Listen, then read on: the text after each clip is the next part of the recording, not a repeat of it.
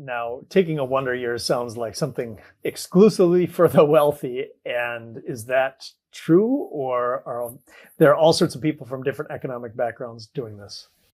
I think that that is probably the number one misconception, that this is something that is only for the wealthy. And there are very wealthy people doing this very publicly on Instagram. And so that's probably where we get a lot of that. But there are families doing this on all different budgets and in all different ways.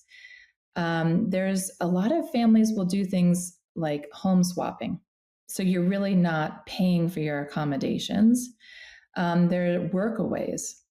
I met a family who did a workaway, meaning they were actually all their room and board was covered. Sometimes you can actually be paid if you have a skill. But this family's skill was speaking English. They got to know this family for a month, and all their room and board was covered.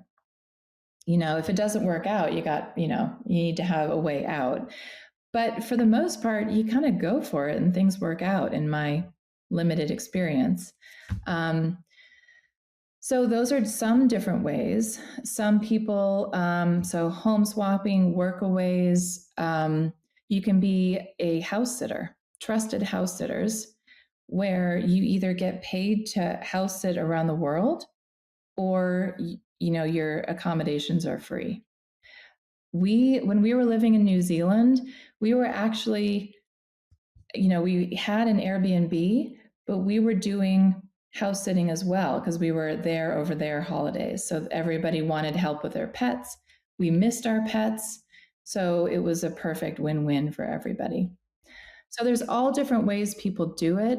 Some families will do this every summer. So they don't take time off of work in the same way that you would if you had like a big chunk of time away from work.